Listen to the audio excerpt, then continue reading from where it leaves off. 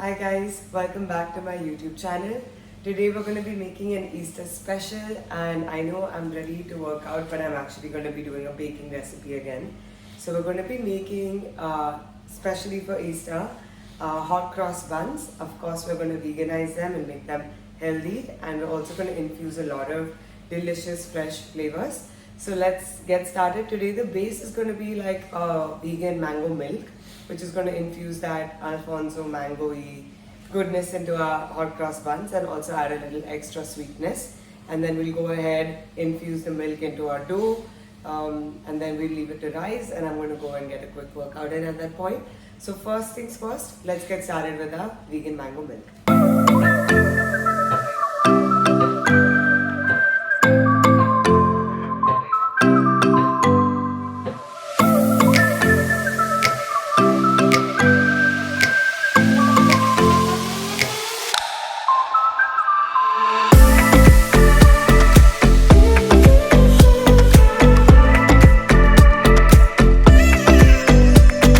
Medium-sized mango pureed up here, and I'm just going to add this to my blender.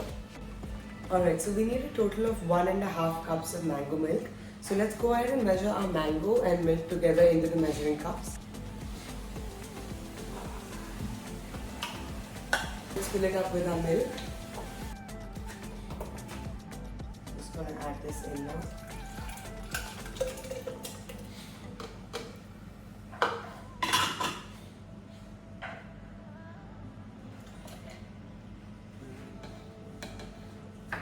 Alright, and we're going to blend this up.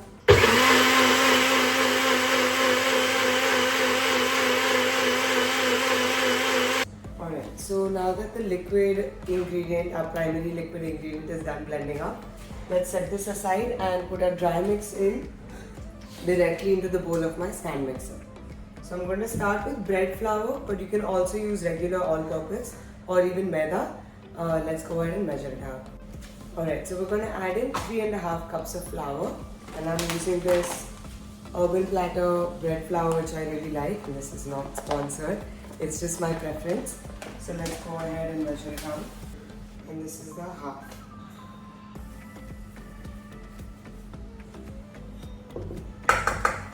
So 3.5 cups of bread flour. Now we're going to add 2 tablespoons of potato starch. You can also add cornstarch.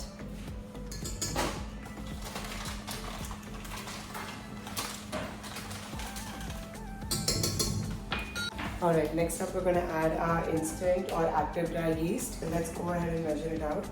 So one packet approximately adds up to 2 1/4 teaspoon. Next up we're going to add our sugar, and I'm using white cane sugar. You can use brown, coconut, date, any kind of sugar you like. Alright, so about 1/4 cup of sugar. Alright, now let's add 1/4 teaspoon of salt. Alright, so I'm going to add 1/4 teaspoon of dry ginger.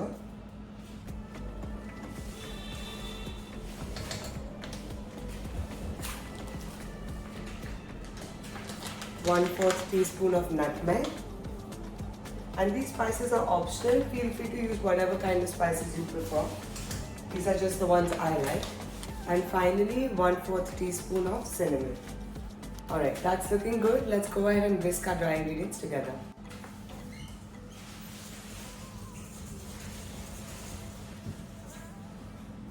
So just whisking everything nicely. Distribute all the spices and the salt. Alright, and that's looking good. Alright, now I'm going to go ahead and attach this to my stand mixer, and then we'll slowly incorporate our mango milk mixture in there.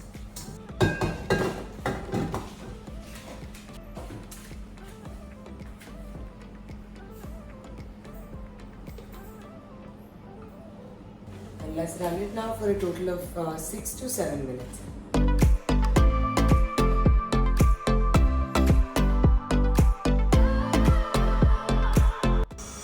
Alright, so while the dough is coming together, I also want to add that now we'll be adding some raisins in there along with some chopped dried figs. So you can feel free to add in any chopped dry fruit of your choice, of your preference. And I just feel like these two will pair really nicely with mango flavor as well. So let's go ahead and measure that out. These are my chopped figs. and my raisins. And we'll now measure out about a cup. Alright, perfect. That's about a cup.